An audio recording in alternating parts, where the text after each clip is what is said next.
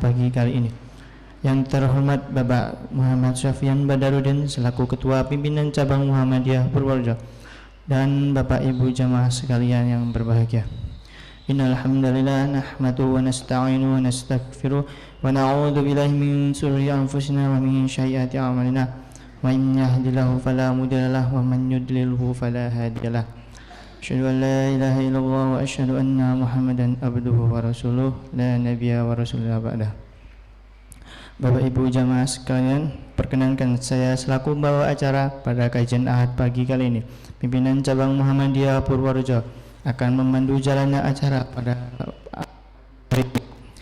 Yang acara pertama yaitu pembuka, yang kedua acara inti, yang ketiga sesi tanya jawab, yang keempat pengumuman, yang kelima adalah penutup. Memasuki acara yang pertama yaitu pembukaan. Marilah kita buka acara ini dengan membaca basmalah dan doa bersama-sama.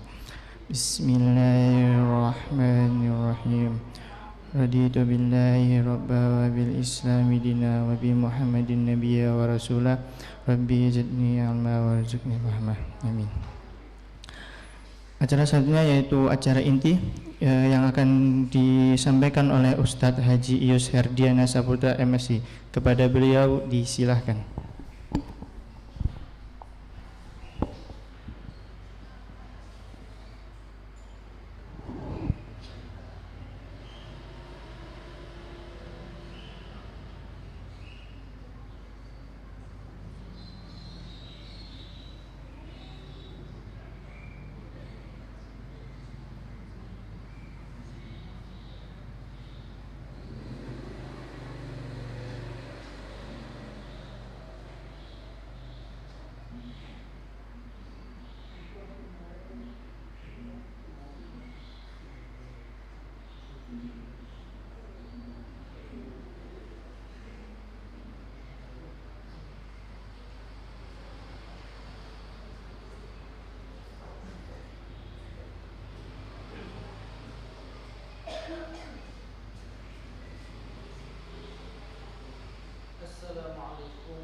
Assalamualaikum warahmatullahi wabarakatuh. Saya ulangi.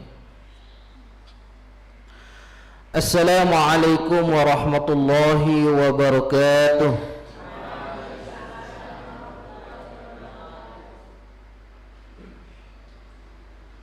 Alhamdulillah alladzi bi ni'matihi tatimmus shalihat.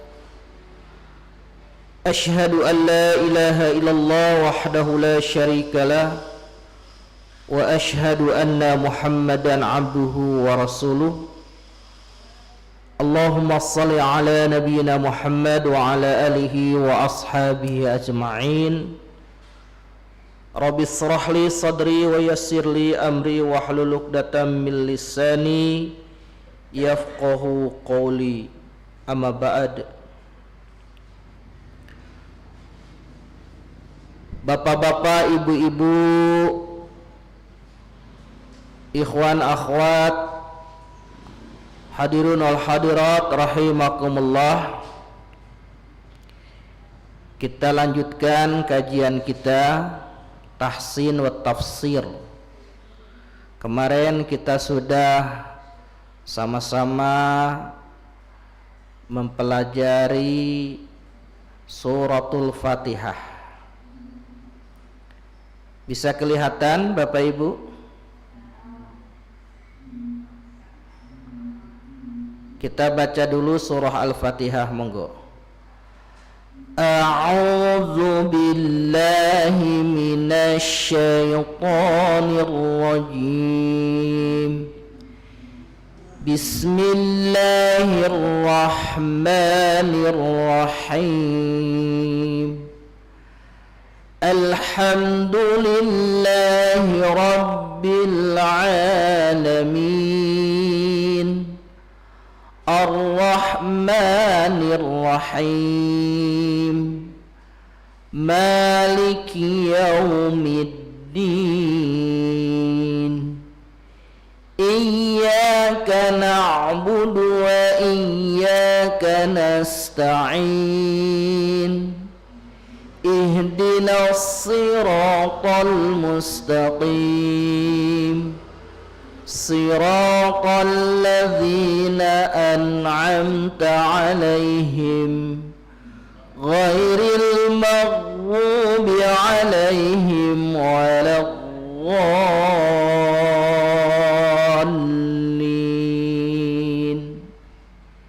Kita masuk surah Al-Baqarah. Kita baca dulu nggih.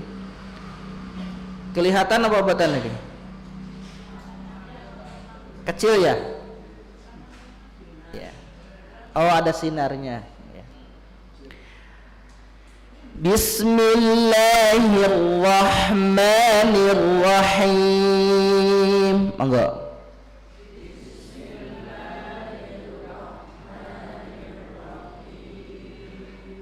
Alif Lam Mim.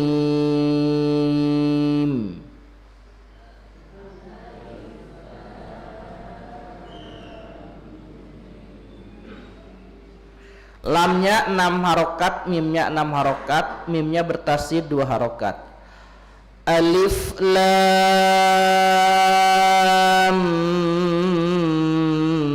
Mim.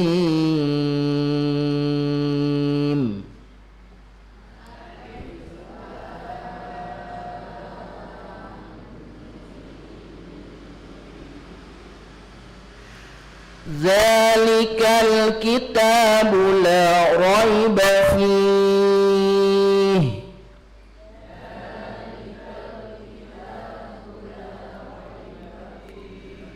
hudal lil muttaqin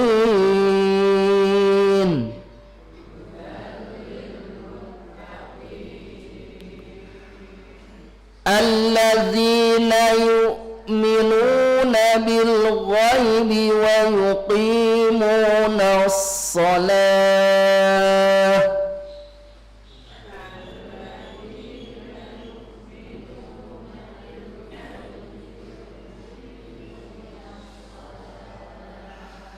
ويقيمون الصلاة ومما رزقناهم ينفقون.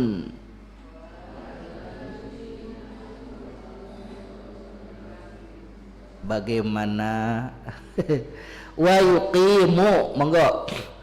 Wa salata wa mimma razaqnahum yunfikun walladzina yu'minuna bima unzila ilaik.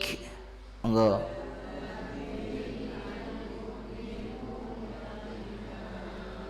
Unzila ilaik bima unzila ilaika wa ma unzila min qablik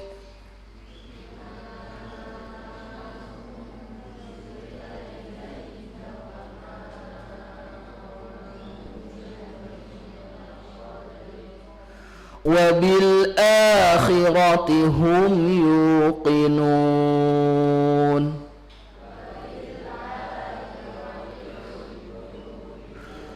Ulaika ala hudan min rabbihim wa ulaik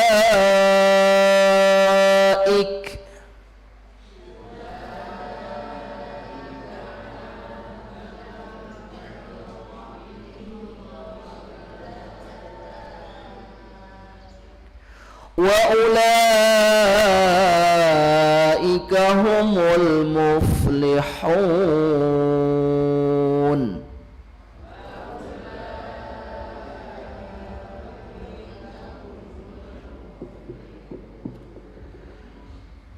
Dua ayat lagi ya. Innal ladzina kafaru sawa'un 'alaihim a anzartahum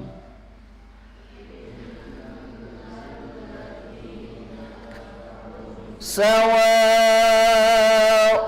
'alaihim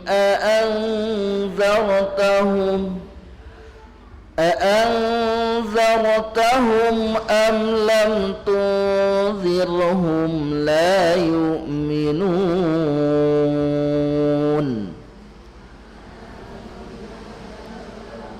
أم لم تنذرهم لا يؤمنون ختم الله على قلوبهم وعلى سمعهم ختم الله على قلوبهم وعلى أبصارهم غشاوة وعلى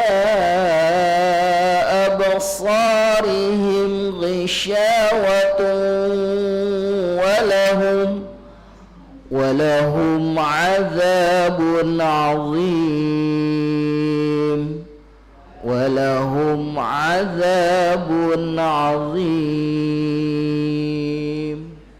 Alhamdulillah.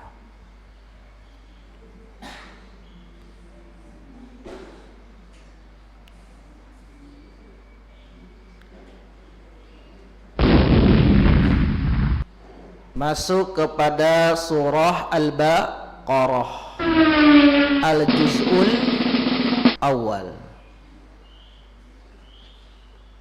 Kemarin diawali dari surah Al-Fatihah, Al-Baqarah.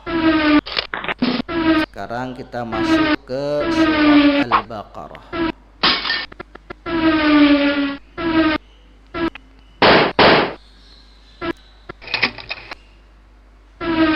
Bapak Ibu,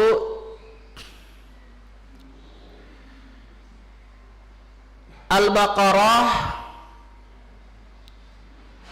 artinya sapi. Artinya sapi. Sapi betina atau sapi jantan? Sapi betina.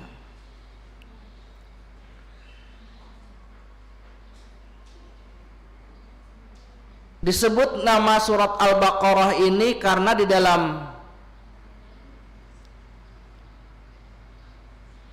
surah Al-Baqarah di dalamnya ada cerita, yaitu Bani Israel yang diperintahkan oleh Nabi Musa atas perintah Allah untuk menyembelih seekor sapi. Di mana dulu Bani Israel ini pernah melakukan kedurhakaan, yaitu ketika ditinggalkan Nabi Musa, mereka rame-rame menyembah seekor sapi. Jadi sapinya disembah. Nah, kemudian Nabi Musa memerintahkan untuk menyembelih seekor sapi, tapi mereka super ngeyel. Orang Bani Israel itu super ngeyel, banyak pertanyaan kepada Nabi Musa, yang akhirnya yang tadinya mudah menjadi sulit.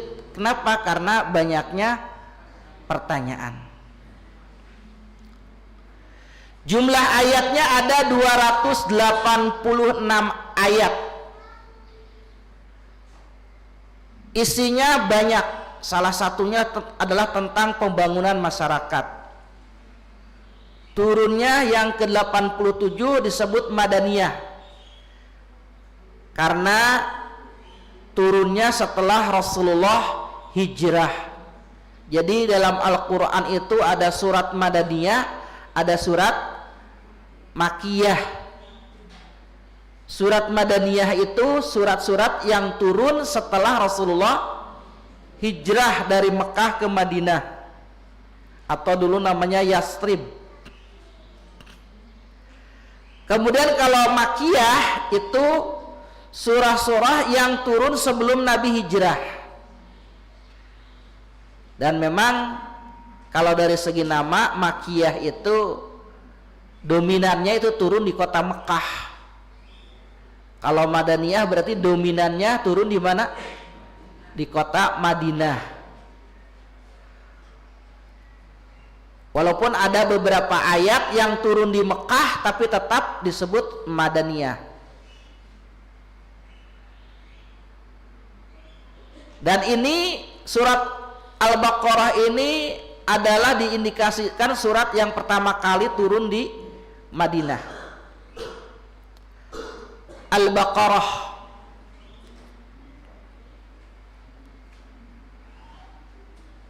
Kita diperintahkan untuk membaca surah Al-Baqarah dan tentunya mengamalkannya. Kalau hadis secara umum, Iqra'ul Qur'an fa innahu ya'ti yaumal qiyamah syafi'an li ashabih. Bacalah Al-Qur'an fa innahu, karena sesungguhnya Al-Qur'an itu ya'ti akan datang pada hari kiamat syafi'an sebagai penolong li ashabihi bagi para pembacanya. Tentu datangnya bukan berbentuk Al-Qur'an. Dalam hadis yang lain ada yang berbentuk awan yang menaungi gitu kan. Karena amal soleh itu kan bersifat abstrak. Tapi nanti kalau di yaumil akhir itu nyata. Diceritakan amal soleh itu nanti datang sebagai seorang laki-laki yang harum. Nanti di alam barzah itu akan ada yang datang. Siapa kamu? Saya adalah amal solehmu. Jadi kalau sekarang abstrak, nanti nyata, berbentuk nanti amal-amal soleh itu. Ya bentuknya yang paling abadi itu nanti di surga, insya Allah ya. Nah, itu amal-amal soleh itu jadi dibalas oleh Allah. Bapak Ibu yang dirahmati Allah Subhanahu wa taala,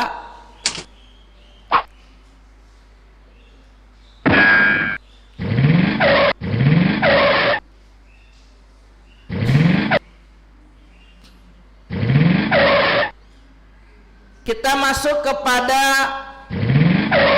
ayat yang pertama.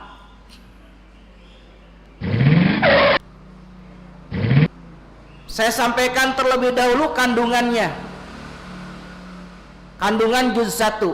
Apa isinya? Ayat 1 sampai dengan 20 itu menerangkan tentang manusia. Ada 3 golongan. Pertama mukmin, kafir, dan munafik. Itu ayat 1 sampai 20 dalam juz 1. Kemudian ayat 21 sampai 29 itu nanti menerangkan tentang kekuasaan Allah Subhanahu wa taala sebagai pencipta yang harus disembah. Dari mulai ya ayyuhan nasu ubudu.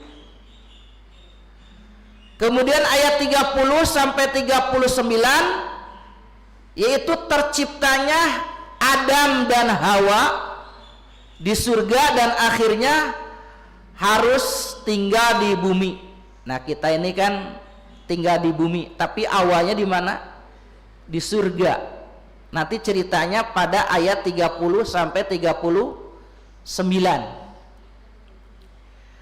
Kemudian ayat 40 sampai 124 cerita tentang Bani Israel, manusia yang tidak patut dicontoh. Nah, ini adalah umatnya Nabi Musa alaihis salam. Di sini ceritanya Bani Israel, ceritanya Nabi Musa, kemudian selamatnya kaum Bani Israel dari kejaran Firaun dari Mesir, kemudian nanti ke Yerusalem. Kemudian ayat 125 sampai dengan 141 itu cerita Nabi Ibrahim alaihissalam, manusia yang patut dicontoh. Nah itu juz pertama, isinya seperti itu.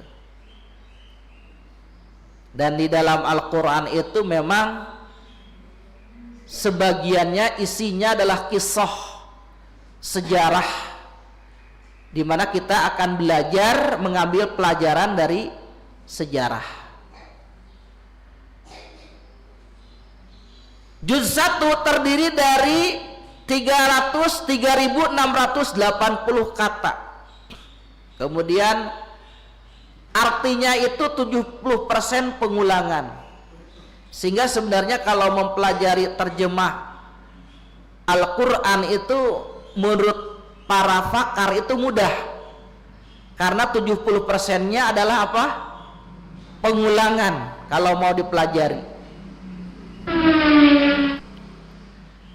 Nah sekarang kita masuk kepada golongan orang yang bertakwa, ayat 1 sampai 5. Bismillahirrahmanirrahim. Alif Lam Mim. Ini termasuk ayatul muqatta'ah. Jadi ada beberapa surah yang diawali dengan ayatul muqatta'ah. Kalau nggak salah ada 19 surat. Yaitu ayatul muqatta'ah itu cara membacanya, yang dibaca bukan katanya tetapi hurufnya. Ada Yasin, ada Toha, ada Alif Lam Ra, ada apa lagi? Nun, Qaf, apa lagi? Kaf, Ha, Ya, Ain, Shad. Banyak ya? Banyak. Nah Al-Baqarah ini diawali dengan ayatul muqatta'ah, yaitu Alif Lam Mim. Ini termasuk ayat mutasyabihat, ayat yang tidak diketahui maknanya. Yang paling tahu artinya adalah Allahu a'lamu bimuradih. Allah yang tahu dengan artinya. Tapi memang ada sebagian ulama ahli tafsir yang berusaha mencari artinya, apa sih artinya gitu. Alif itu Allah katanya, Lam itu Jibril, Mim itu adalah Muhammad. Nah, ada yang mencoba mengartikan Yasin, Toha, Kaf, Ha, Ya, Ain, Shad, mencoba diartikan.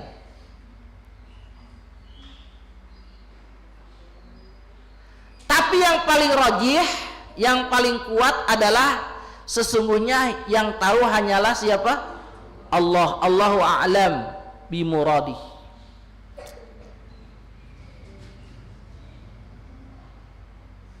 Ayat yang kedua, zalikal kitab. Zalika itu bimana hadza. Zalika itu termasuk isyarah, sim isyarah. Kalau zalika itu kan artinya itu. Kalau ini hadza. Zalikal kitabu la raiba fi hudal lil muttaqin. Kenapa memakai kalimat zalika? Untuk mengagungkan.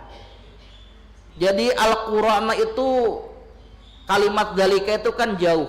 Al-Qur'an itu kitab yang agung, yang jangkauannya jauh ke depan.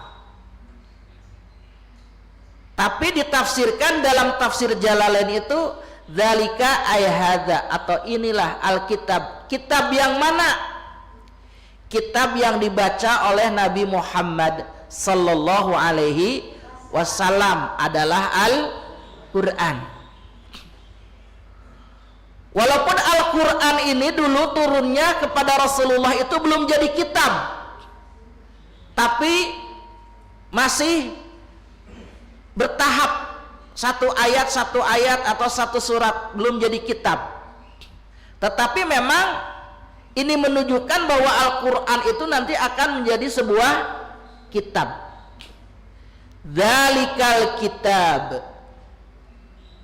Al-Baqarah pertama kali diawali dengan alif lam mim, langsung menunjukkan ini Al-Quran, itu Al-Quran. Kemudian dengan bangganya, dengan tegasnya menyatakan Quran yang tidak ada keraguan, la syakka fihi, tidak ada keraguan sedikit pun di dalamnya. Maka kita tidak boleh meragukan Al-Quran. La syakka fihi.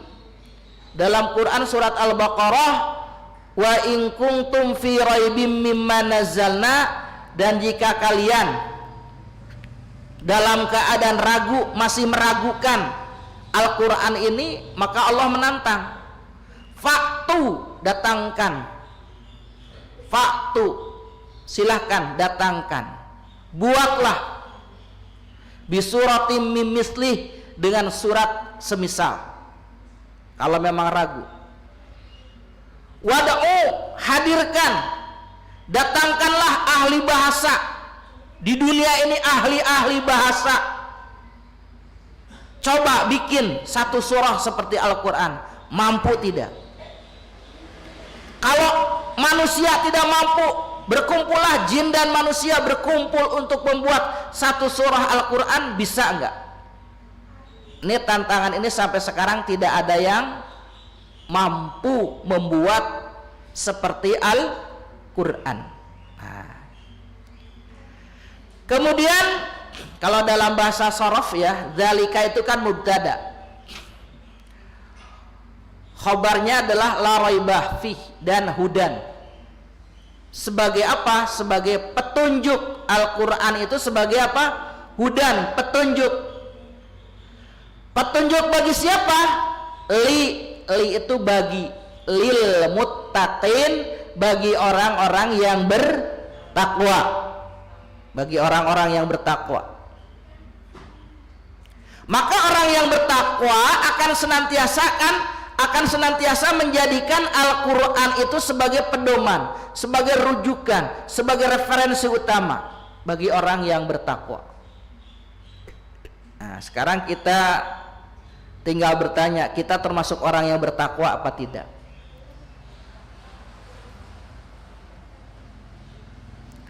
Orang bertakwa itu tingkatannya bertahap. Pertama ya dia muslim, ada mukmin, ada muhsin, ya. Kita sering dengar istilah itu ya, muslim, mukmin, muhsin. Nah, ada orang itu baru bisa, yang namanya takwa itu kan, pendekatan takwa itu apa? Pendekatan takwa itu ya dikatakan takwa itu bila mana apa? Bila mana kita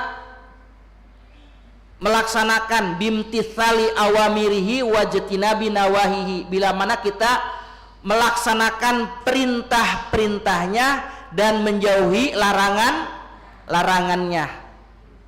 Orang Islam itu ada yang baru melaksanakan perintah dan meninggalkan yang haram.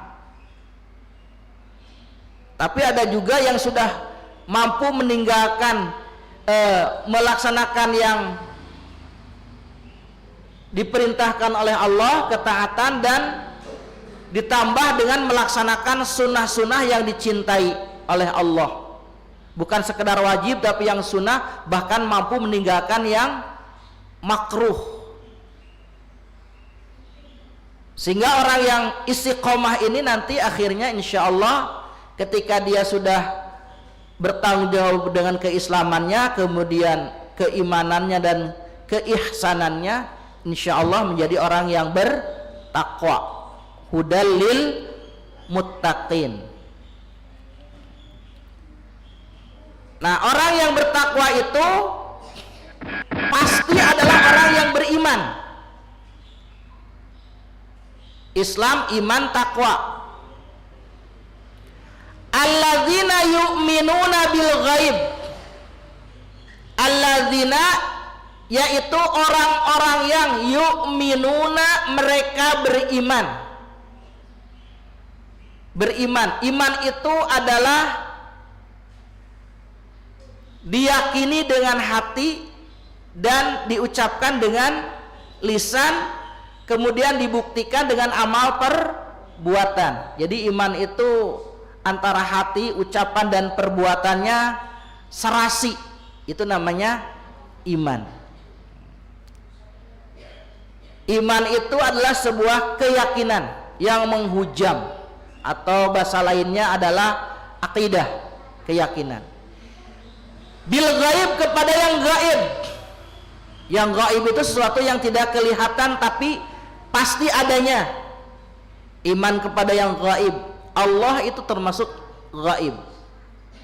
Kemudian yaumul ba'ats, hari kebangkitan, yaumul barzah, alam barzah, kemudian neraka, surga, itu juga masih gaib. Nah, orang beriman meyakini yang gaib-gaib itu. Allah itu tidak kelihatan, gaib, tetapi yakin adanya. Dan kita senantiasa menghadirkan Allah dalam segala aktivitas kita. Kita awali dengan bismillah, berarti menghadirkan Allah. Semoga kita dibersamai oleh Allah Subhanahu wa taala. Kemudian wa yuqimunas shalah, yaitu mendirikan salat.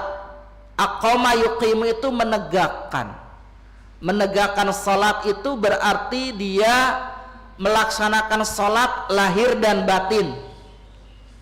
Bukan sekedar fisiknya saja gerak-gerak, ya, tapi betul-betul semuanya menyatunya antara fisik, hati, ya, untuk menghadap kepada Allah. Salat itu yang diawali dengan takbir, diakhiri dengan salam, dengan gerakannya itu adalah berdiri, ruku, sujud dan duduk. Gerakan salat kan ada berapa? Berdiri, ruku, sujud dan duduk. Qiyam, ruku, sujud dan julus. Bacaannya bacaan yang sudah khusus juga, dari mulai takbir Allahu Akbar, kemudian membaca doa iftitah, membaca suratul Fatihah, mengucapkan takmim, membaca surah-surah, kemudian bacaan ruku, i'tidal, sujud, duduk di antara dua sujud, dan bacaan tahiyat, dan terakhir adalah salam. Nah, itu salat gitu kan. Dan itu dilaksanakan dengan menghadirkan fisik dan hati, lahir dan batin. Itu namanya yuqimunas shalah, mendirikan salat. Ya. Kemudian yang perlu saya koreksi, kadang-kadang ini kalau salatnya cepat, ngucapin salamnya gini, Assalamualaikum warahmatullah, Assalamualaikum warahmatullah. Itu menyebabkan salatnya tidak sah. Kenapa? Tahu nggak kenapa? Karena tidak Assalamualaikum, dia baca apa? Assalamualaikum warahmatullah, Assalamualaikum warahmatullah. Itu tidak sah salatnya nanti. Kenapa? Karena kekurangan apa? Asnya, ya, karena itu rukun qauli, ya, tidak boleh Saya sering pernah dengar gitu, apalagi kalau tarawihnya cepat. Assalamualaikum, assalamualaikum. Asnya mana? Pernah nggak Bapak Ibu dengar? Assalamualaikum, assalamualaikum. Asnya mana? Itu bisa nggak sah sholatnya.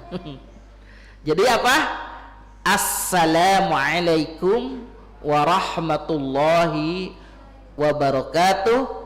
Assalamualaikum warahmatullahi wabarakatuh. Saya pernah, kok salamnya assalamualaikum, assalamualaikum, kurang lengkap ya. Nah, hati-hati ya. Takbir dengan salam, tapi bacaannya apa? Assalamualaikum. Nah, itu namanya yuqimunas shalah. Mendirikan salat itu berarti orang yang mendirikan salat itu juga menjaga waktunya. Salat menjaga apa? Waktunya. Karena salat itu innas salata kanat 'alal mu'minin kitabam mauquta. Innas salata kanat, sesungguhnya salat itu adalah 'alal mu'minina, bagi orang yang beriman itu adalah sebuah kewajiban, kitabam mauquta, yang sudah ditentukan waktunya. Subuh jam berapa? Jam 6. Sudah berarti sudah di luar waktunya. Subuhnya jam berapa, Dek? Jam 6. Kesiangan. Nah, subuhnya sekarang jam berapa Bapak Ibu? Jam 4 lewat 5 apa 10? Ya, lewat 5. Subuhnya setengah 6. Sudah waktu subuh belum? Masih waktu subuh belum? Sudah habis. Maka hati-hati nggih.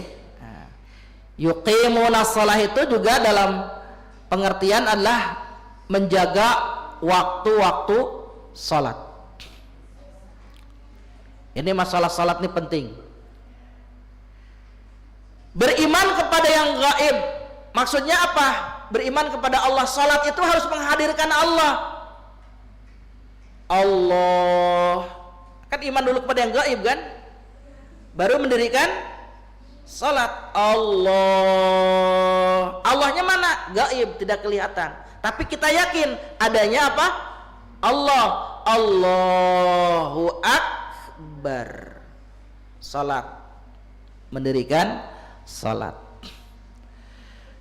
Ini termasuk bagian daripada ibadah.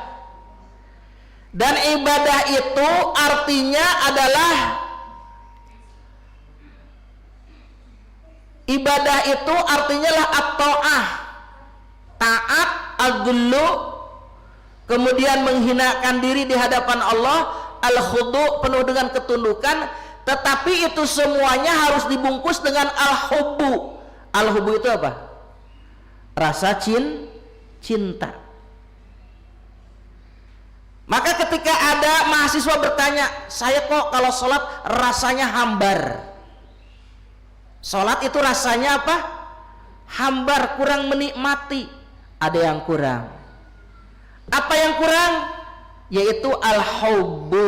Al-hubbu itu apa? Rasa cinta. Makanya Ibnu Taimiyah mengatakan dalam seluruh aspek ibadah itu harus ada rasa cintanya. Kalau tidak ada rasa cintanya itu akan hambar. Ya kan? Orang tua mencintai anaknya, begitu nikmatnya. Kenapa? Karena ada rasa cinta. Suami ke istri, karena ada rasa cinta. Berjuang apapun, dikorbankan, itu tidak masalah, seberat apapun. Nah, begitu juga ketika kita ibadah kepada Allah, itu harus ditumbuhkan rasa apa? Cinta. Wa yuqimunas shalah, mendirikan salat. Wa mimma razaqnahum yunfikun. Di sini ada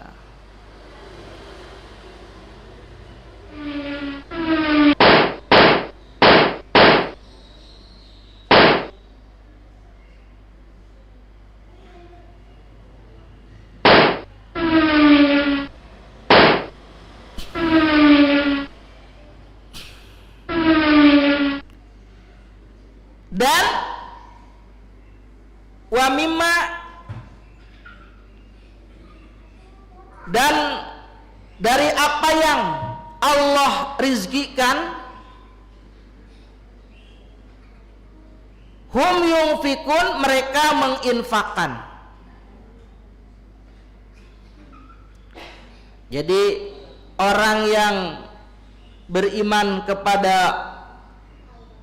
Allah itu, atau yang menjadi karakter ciri orang bertakwa itu adalah senantiasa mengeluarkan sebagian rizkinya untuk diinfakkan.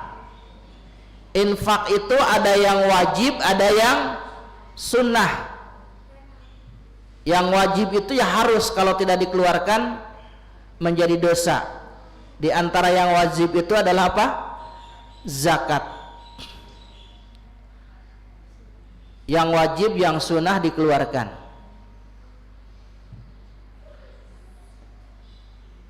Kemudian walladzina yu'minuna bima unzila ilaik wa ma unzila min qablik wa bil akhirati hum yuqinun.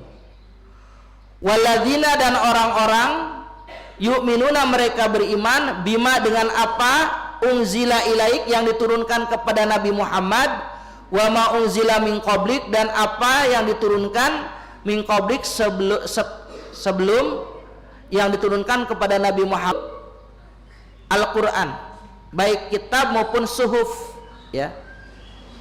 Setiap nabi punya suhuf. Suhuf Nabi Adam, suhuf Nabi Ibrahim, ya. Suhuf nabi-nabi yang lain. Ada kitab juga, kitab Jabur, Taurat, Injil, dan Al-Quran. Bedanya apa? Bedanya beriman kepada Al-Quran dan sebelum Al-Quran, bedanya apa? Kalau beriman kepada Al-Quran, wajib mengimaninya dan wajib mengamalkan isi kandungannya. Itu beriman kepada Al-Quran. Tapi kalau beriman kepada kitab selain Al-Quran yang diturunkan Allah sebelum Al-Quran, Jabur, Taurat, dan Injil, kita wajib mengimaninya, tetapi tidak wajib mengamalkan isinya. Itu bedanya, ya. Kenapa? Karena cukuplah kita mengamalkan kandungan Al-Quran, karena Al-Quran itu menyempurnakan kitab-kitab sebelumnya. Wabil akhirati hum yuqinun, dan dengan hari akhir hum, mereka yuqinun, yakin. Jadi orang yang bertakwa itu beriman kepada hari akhir, meyakini akan adanya hari akhir, hari pembalasan. Nanti semua kita akan mendapatkan balasan dari Allah Subhanahu wa ta'ala, baik yang kecil maupun yang besar amalannya. Tidak ada yang terlewatkan. Gitu. Nanti kan orang-orang kafir itu, ya, orang-orang kafir itu mereka kaget. Apa ini? Apa ini? Kitab apa ini? Catatan apa ini? Kok bisa menulis yang kecil maupun yang besar tidak terlewatkan sama sekali? Setiap detiknya, setiap menitnya, semua perilaku kita ada catatannya. Jadi mereka kaget, ya. Nah, wabil akhirati hum yuqinun, dengan negeri akhirat orang-orang bertakwa itu yakin adanya, ya. Nah, ini adalah termasuk karakteristik orang bertakwa. Maka di ayat kelima, ulaika ala hudam mir rabbihim, ulaik, mereka itulah ala hudam mir rabbihim, atas hudan petunjuk dari Tuhan mereka. Mereka itulah orang-orang yang mendapatkan petunjuk. Wa ulaika, dan mereka itulah humul muflihun. Al muflihun adalah orang-orang yang beruntung. Al muflih, makanya panggilan salat adalah hayya alal falah. Falah itu mari menjadi orang-orang yang beruntung, mari menjadi orang-orang yang sukses, mari menjadi orang-orang yang bahagia. Sehingga panggilannya hayya alal falah, muflih, minal muflihin, humul muflihun, wa ulaika humul muflihun. Sehingga kalau disimpulkan, Bapak Ibu, siapakah al-muttaqin itu? Yang pertama, yu'minuna bil ghaib. Yang kedua, yuqimunas shalah. Yang ketiga, yunfiquna mimma razaqnahum. Yang keempat, yu'minuna bima unzila ilaik. Kemudian yu'minuna bima unzila min qablik. Dan yang keenam adalah yuqinuna bil akhirah. Paham Bapak Ibu? Ada paham gak?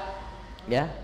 Yu'minuna itu berarti beriman kepada yang gaib. Yang kedua, yuqimunas shalah berarti apa?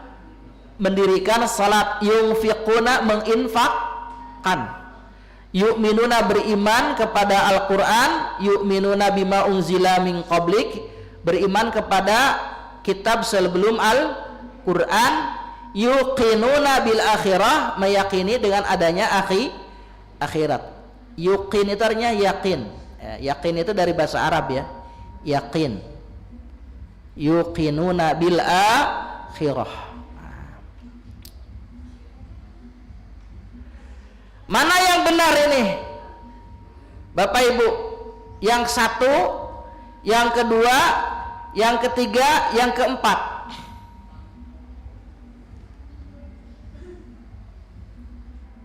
Yang mana yang benar urutannya?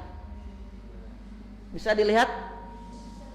1, 2, 3, 4. 2. Urutannya yang benar yang mana?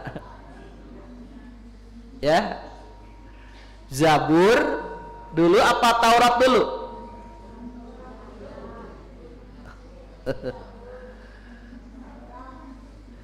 Iya. Injil dulu apa Taurat dulu? Taurat dulu ya. Zabur, Taurat, Injil. Nah ini di peta ada ini. Ini kerajaan Firaun itu di mana? Di Mesir ya, di Mesir. Nah, kemudian di sini terus ya, ini masuk ke Palestina, Gurun Sinai. Kemudian di sini turunnya Taurat.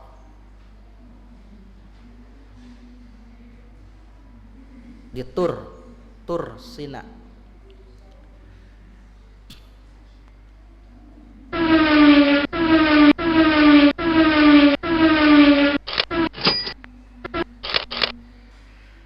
Sekarang masuk kepada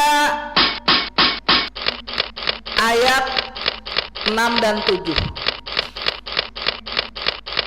Sedikit saya sampaikan.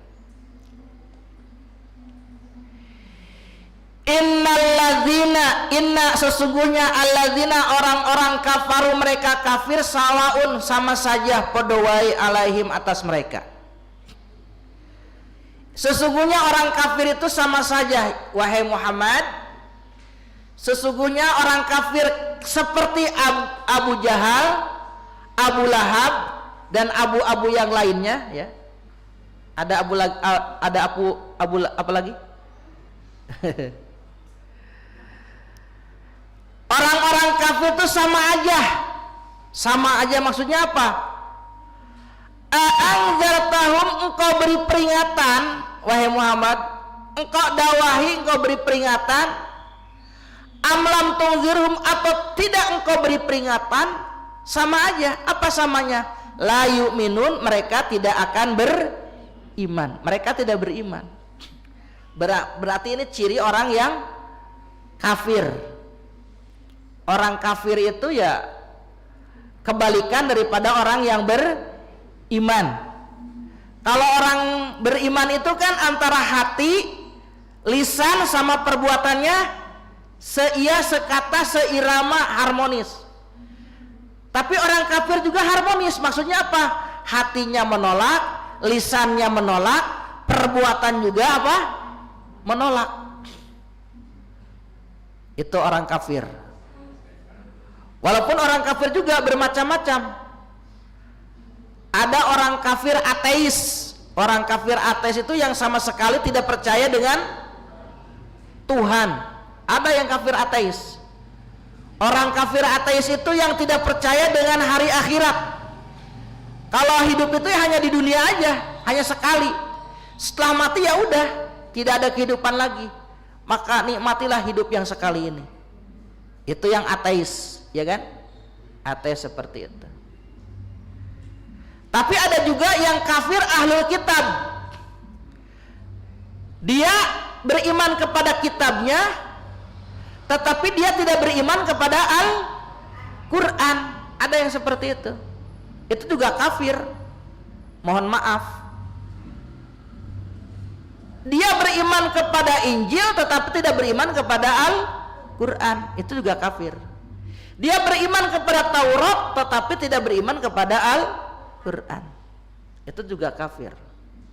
Namanya kafir ahlul kitab. Kenapa? Karena khatamallah ala qulubihim. Khatamallah, Allah khatam itu apa? Khatam itu Allah menutup. Rasulullah itu khataman nabiyyin wal mursalin. Rasulullah itu penutup para nabi dan rasul. Ada kalimat khatamin nabiyyin wal mursalin. Ini khatamallah, khatama menutup sapa Allah. Allah menutup ala qulubihim, atas hati-hati mereka. Allah sudah tutup hatinya. Sedangkan hati itu adalah wadah daripada hidayah. Allah tutup hatinya. Wa ala sam'ihim, juga sam'ihim, apa ini? Pendengarannya. Pendengarannya. Sudah didakwahin namanya Abu Jahal, Abu Lahab itu, hatinya tetap tertutup gitu kan. Mohon maaf, ada sebagian orang-orang Yahudi itu juga didakwahi, tapi mereka tetap tertutup. Pendengaran juga tertutup. Apalagi sekarang kan dunianya dunia media ya. Saya yakin orang-orang non-Islam juga mendengarkan dakwah Islam, ya kan? Mendengarkan. Namanya itu tertutup. Wa ala absarihim, begitu juga absar. Absar itu apa? Mata, penglihatan mereka. Gisyawah ada tutup. Gisyawah itu tutup. Misalkan ada botol ditutup. Walahum, dan bagi mereka azab itu apa? Siksa. Azabun azim. Azim itu besar, dan bagi mereka adalah siksa yang besar. Nah, di sini Bapak Ibu ada dua karakter yang saya sampaikan dalam surat Al-Baqarah ini. Yang pertama adalah apa? Karakter orang beriman, ya, atau karakteristik orang bertakwa, ya. Yang kedua adalah karakter atau sifat orang kafir. Jadi jelas. Maka hitam putih, hidup ini hitam putih. Makanya Allah menyatakan dalam Quran surat Al-Kahfi kalau nggak salah ya, ayatnya ayat berapa? Ayat 29.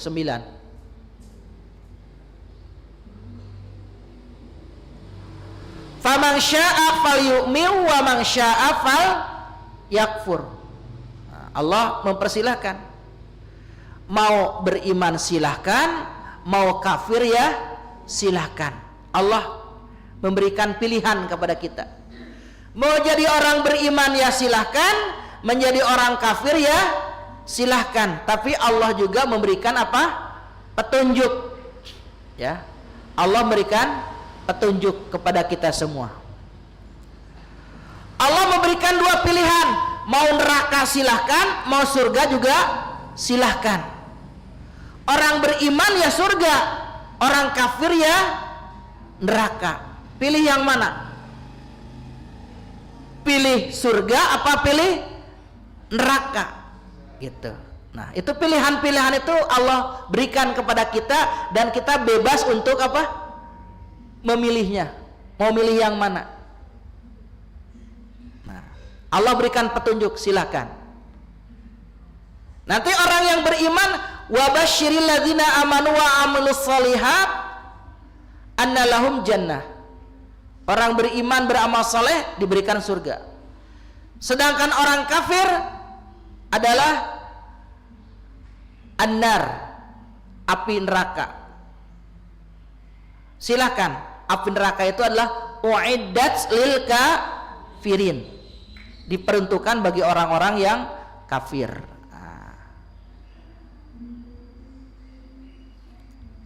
Bapak Ibu yang dirahmati Allah Subhanahu wa taala, sehingga untuk menjelaskan orang kafir cukup 2 ayat saja ya. Cukup 2 ayat saja. Jadi tidak banyak. Cukup 2 ayat saja menerangkan orang kafir itu ya antara hati, ucapan dan perbuatannya menolak untuk beriman kepada Allah, menolak kepada Al-Quran, tidak meyakini akan adanya alam akhirat, atau menolak dengan ajaran Islam. Itu orang kafir. Jadi cukup dua ayat saja. Nah, selanjutnya Bapak Ibu adalah golongan orang munafik ini yang banyak ya. Golongan orang munafik ini insya Allah nanti kita bahas ayat 8 sampai ayat berapa? 12. Ini yang pertama. Kemudian nanti ayat 13 sampai ayat 19. Jadi dari ayat 8 sampai 12 itu menerangkan tentang karakteristik orang munafik. Paling banyak ya, paling banyak. Jadi ayat yang menerangkan ciri orang munafik itu paling banyak. Dan kita kaitkan dengan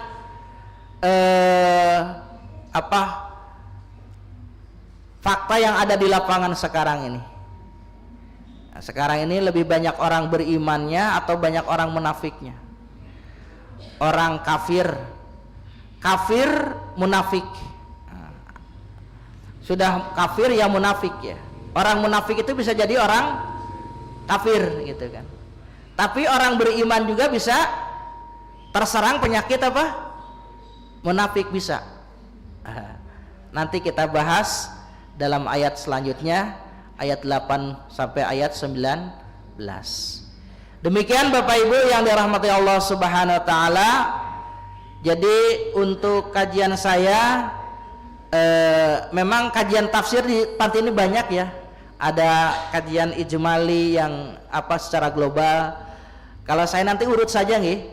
Kajian tafsirnya urut mawon nggih. Al-Baqarah terus urut sampai selesai. Gitu. Ada juga ayat-ayat tematik, ayat-ayat tertentu saja gitu. Sebenarnya saya ingin menyampaikan dengan ini, dengan tafsir dari produk Muhammadiyah, tafsir At-Tanwir ya. Penjelasannya dari sini nanti. Demikian billahi taufiq wal hidayah. Assalamualaikum warahmatullahi wabarakatuh. Terima kasih kepada Ustadz Haji Iyus Herdiana MSI atas penyampaian kajiannya. Semoga ini bisa bermanfaat bagi kita semua. Masuk ke acara selanjutnya yaitu sesi tanya jawab. Bagi jamaah yang ingin bertanya kami persilakan.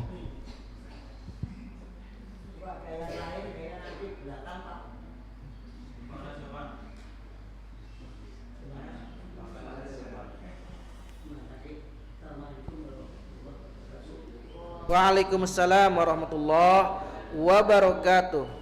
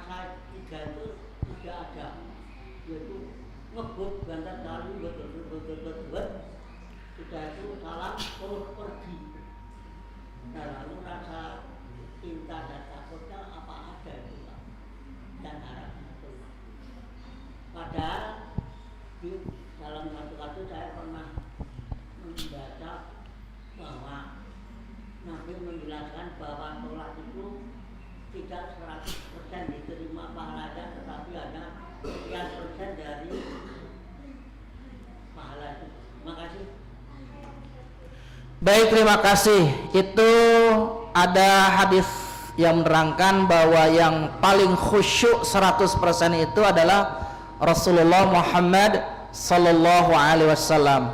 Sedangkan khusyuknya kita itu bertingkat-tingkat. Khusyuknya kita apa? Bertingkat-tingkat. Khusyuk itu apa? Fokus, konsentrasi, ya. Ada nggak di sini dari mulai takbir sampai salam itu konsentrasi kepada Allah? Ada nggak? Nggak ada. Iya, nggak ada. Ya. Para sahabat pun seperti itu, tidak ada yang bisa 100%. Ya mungkin kita di bawahnya apalagi, ya. Pas khusyuknya pas takbir Allahu Akbar, doa iftitah, habis itu ya kemana-mana ya. Ingat utang, ingat kunci hilang, ingat kerjaan belum selesai, wah macam-macam ge. Khusyuknya kita macam-macam.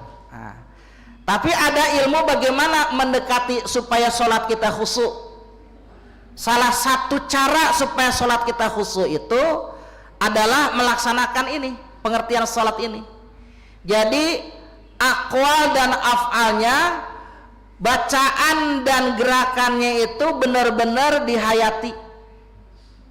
Ketika kita mengucapkan takbir ini dirasakan, ketika kita mengangkat tangan ini benar-benar adalah sebuah kepasrahan kepada Allah. Ini adalah kepasrahan. Coba Bapak Ibu, kalau ada polisi mau menembak penjahat, pasti penjahatnya begini kan? Itu tandanya apa? Pasrah. Ini pasrah kepada Allah. Begitu. Jadi setiap gerakan itu betul-betul dihayati dan bacaannya juga betul-betul diresapi. Bagaimana meresapi bacaan? Di antaranya adalah ketika membacanya dengan tartil, tidak terburu-buru. Itu cara untuk mendekati kekhusyuan. Kalau bacanya Bismillahirrahmanirrahim, amin, Allah, ya kayak gitu ya mungkin kurang ya. Apa? Kurang. Nah. Tapi kalau bacanya tartil, Bismillahirrahmanirrahim, Alhamdulillahirabbil alamin. Yang kedua, fahmul ma'ani, paham artinya, paling tidak minimal paham maksudnya. Makanya kita kaji terjemahnya. Bismillahirrahmanirrahim, dengan menyebut nama Allah yang Maha Pengasih lagi Maha Penyayang. Alhamdulillahirabbil alamin, segala puji bagi Allah Tuhan semesta alam, Ar-Rahman Ar-Rahim, yang Maha Pengasih Maha Penyayang. Itu tidak kita engen-engen, tidak, tapi kita sudah paham dengan sendirinya. Alhamdulillahirabbil alamin. Berarti itu butuh namanya apa? Konsentrasi. Begitu. Nah, itu cara pendekatannya. Pendekatan yang ketiga, menurut hadis Rasulullah, tempat sholatnya harus nyaman, tempat sholatnya harus nyaman ya, tidak bau, harum. Kalau karpet ya harum gitu kan, kalau bisa gitu kan. Maka yang paling disukai oleh Rasulullah itu adalah minyak wangi gitu kan, yang paling disukai oleh Rasulullah itu. Sholat di sampingnya kamar mandi, habis pipis, habis makan pete jengkol gitu kan. Oh, habis sholat jadi kurang apa? Kurang konsentrasi, ingatnya ke makanan jadinya. Nah itu banyak ya kalau kita kaji bagaimana supaya kita khusyuk. Nah, dengan ini harapannya mudah-mudahan ini termasuk juga bagian daripada wa yuqimunas shalah. Kita berdirikan sholat sebaik-baiknya, rukun, sunnah, syarat, dan kekhusyuannya betul-betul kita jaga dan kita latih supaya benar-benar termasuk kategori wa yuqimunas shalah. Nggih ngeten, Mbah? Ya.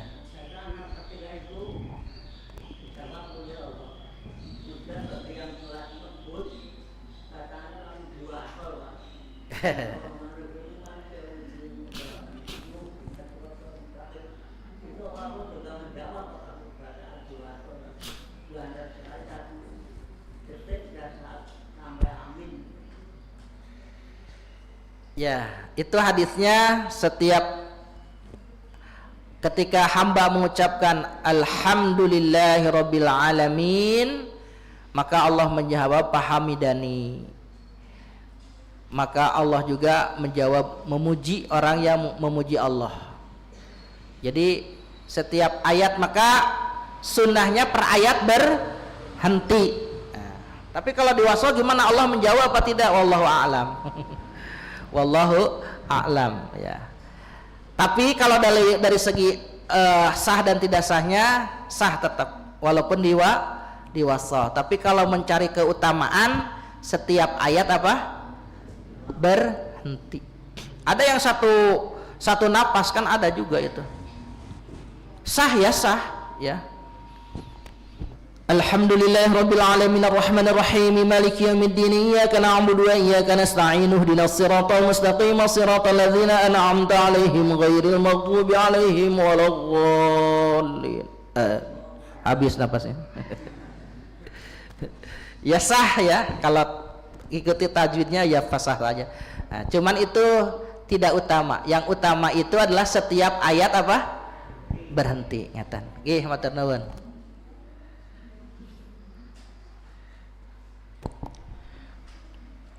Baik, masuk kaca selanjutnya yaitu pengumuman. Kami sampaikan untuk jumlah infak pada kajian Ahad bagi tanggal 19 Oktober 2025 sejumlah Rp247. Kami ucapkan terima kasih banyak kepada jamaah, teriring doa jazakumullahu khairan. Semoga ini bisa menjadi amal jariah bagi jamaah sekalian. Memasuki acara yang terakhir yaitu penutup, mari kita tutup kajian Ahad pagi ini dengan bacaan hamdalah dan kafaratul majelis bersama-sama. Alhamdulillah.